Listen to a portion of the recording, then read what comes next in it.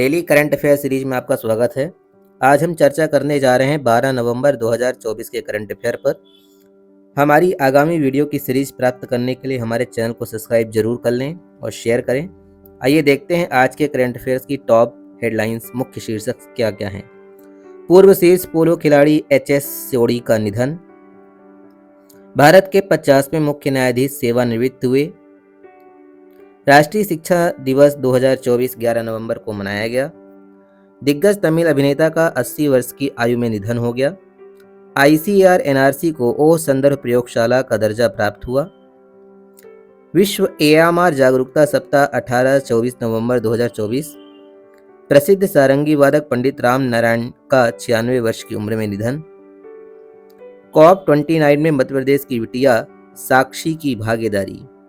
ये हैं आज के करंट अफेयर की टॉप हेडलाइंस, प्रमुख शीर्षक। आइए अब हम इन करंट अफेयर्स को डिटेल्स में देखते हैं और महत्वपूर्ण जानकारी को प्राप्त करते हैं। ये करंट अफेयर्स प्रतियोगी परीक्षाओं के लिहाज से बहुत महत्वपूर्ण है और इनसे प्रश्न पूछे जाते हैं। आइए देखते हैं। पूर्व शीर्ष पोलो खिलाड़ी एच.एस. सोढ़ी का निधन।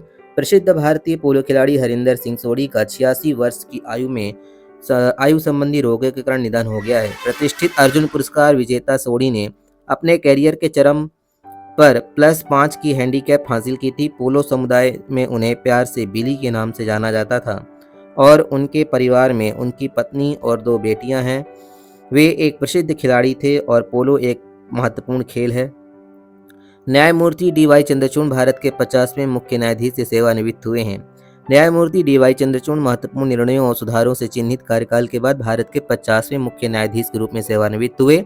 उन्होंने अयोध्या भूमि विवाद अनुच्छेद 370 और सहमति से समलैंगिक यौन संबंधों को अपराध से मुक्त करने जैसे ऐतिहासिक निर्णय सुनाए हैं। उच्चतम न्यायालय में अपने 8 वर्षों के दौरान उन्होंने 38 संविधान पीठों में काम किया और 500 से अधिक प्रभावशाली निर्णय उन्होंने लिखे हैं।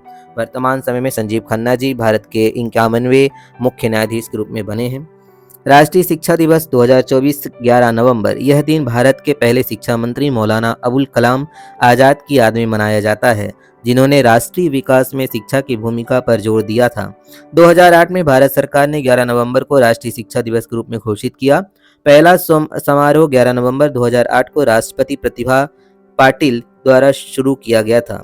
शिक्षा का अधिकार अधिनियम और एनईपी 2020 का उद्देश्य सभी बच्चों को निःशुल्क और गुणवत्तापूर्ण शिक्षा प्रदान करना है। दिग्गज तमिल अभिनेता दिल्ली गणेश का 80 वर्ष की आयु में निधन हो गया है। अपनी बहुमुखी भूमिकाओं के लिए मशहूर तमिल अभिनेता दिल्ली गणेश का 9 नवंबर 2024 को 80 वर्ष की आयु में स्वास्थ्य संबंधी जटिलताओं के कारण निधन हो गया है। 4 दशकों से अधिक कैरियर में गणेश ने 400 से अधिक फिल्मों में काम किया है।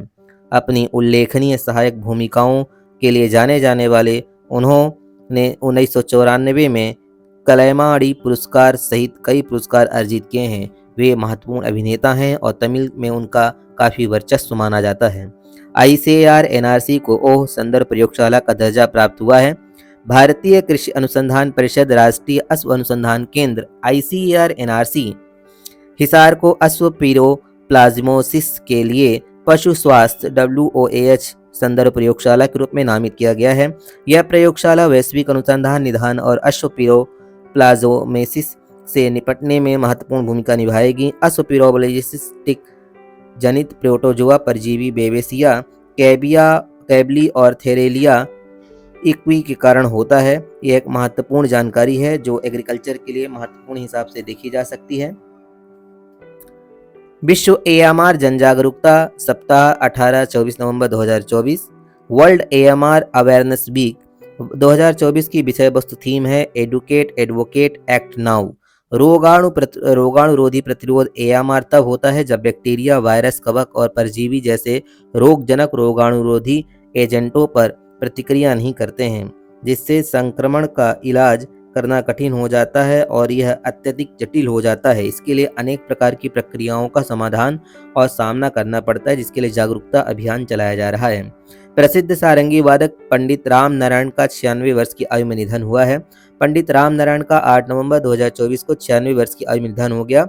वे सारंगी को एक संगत वाद्य से एकल वाद्य में बदलने के लिए प्रसिद्ध थे और उन्होंने भारतीय शास्त्रीय और फिल्म संगीत में महत्वपूर्ण योगदान दिया है।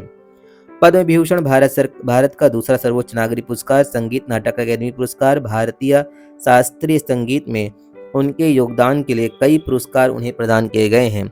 यह एक महत्वपूर्ण क्षति है। प्रसिद्ध सारंगी वादक पंडित रामनारायण काफी प्रसिद्ध थे और मशहूर से। COP 29 में मध्य प्रदेश की बिटिया की साक्षी की भागीदारी है। मुख्यमंत्री डॉक्टर मोहन यादव ने डॉक्टर साक्षी भारद्वाज को पर्यावरण क्षेत्र में अंतर्राष्ट्रीय स्तर पर हो रहे COP 29 आयोजन में भागीदारी के लिए बधाई दी है। संयुक्त राष्ट्र द्वारा 29वां संयुक्त राष्ट्र जलवायु परिवर्तन सम्मेलन 11 से 22 नवंबर 2024 तक अजरबैजान के बाकू शहर में हो रहा है, जिसमें मध्य प्रदेश की डॉक्टर साक्षी भारद्वाज का चयन किया गया है। डॉक्टर साक्षी कई वर्षों से पर्यावरण संरक्षण के लिए कार्यरत हैं। राज्य युवा पुरस्कार से सम्मानित साक्षी भोपाल से स्वच्छ भारत की ब्रांड एम्बेसडर भी हैं। तो ये थे आज के करंट अफेयर की सीरीज। आशा करता हूँ ये आपके लिए उपयोगी होंगी। धन्यवाद।